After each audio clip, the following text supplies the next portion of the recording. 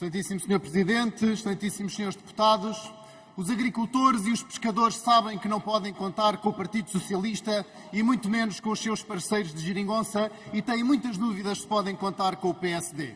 Nos últimos 27 anos, o Partido Socialista desgovernou nos 20 anos, contando com a colaboração dos partidos da extrema-esquerda desta Assembleia e também, pontualmente, com o PSD. Nestas décadas vimos tantas e agravadas secas, mais uma vez na atualidade discutidas aqui hoje, e queremos atalhar estas secas com duas iniciativas do Grupo Parlamentar do Chega. Mas também vimos tantas outras calamidades. Os incêndios, a degradação dos solos, a aridez progressiva, a desertificação e o abandono de terras. Tudo isto não são fenómenos novos, são realidades antigas.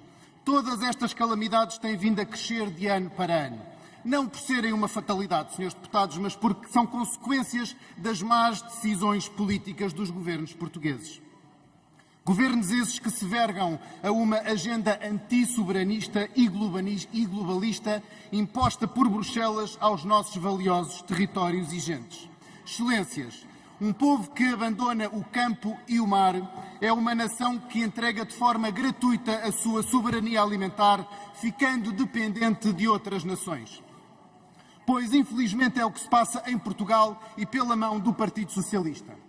É só assim que se pode compreender a perda de peso político do setor primário, a agricultura e as pescas, dentro do nosso Conselho de Ministros. Isto em contrapartida com o aumento do pendor do animalismo e do ecoalarmismo.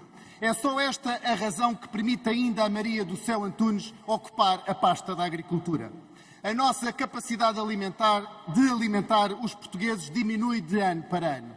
A soberania alimentar está em risco. Os campos agrícolas são abandonados e há frotas pesqueiras que apodrecem atracadas nos portos. Já é evidente para todos que é intencional a manutenção de um Ministério incapaz e inoperante. Sr. Presidente, Srs. Deputados, podemos aplicar aqui a imagem da vinha recentemente utilizada pelo excelentíssimo Sr. Presidente da República, Professor Dr. Marcelo Rebelo de Sousa.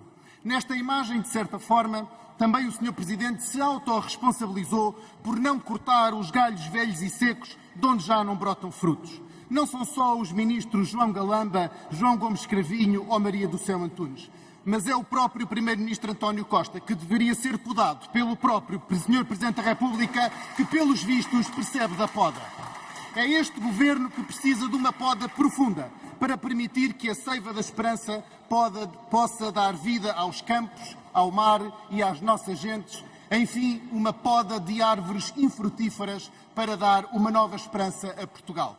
Sr. Presidente, Srs. Deputados, os nossos agricultores e os nossos pescadores que colocam o pão nas nossas mesas esperam ansiosamente que esta Assembleia corte definitivamente com as políticas ecomarxistas, sempre contra as barragens, contra o regadio, contra os verdadeiros empreendedores do setor primário. Essas políticas ecomarxistas que, por terem consequências tão evidentes, só podem visar a destruição da agricultura e das pescas. Ambos setores milenarmente identificados como fundamentais para a autonomia e a soberania e também a liberdade dos povos. Vejamos bem, Portugal por vezes vê-se com um estoque de apenas 15 dias em cereais, num país em que dependemos em 90% de trigo importado para termos pão nas nossas mesas.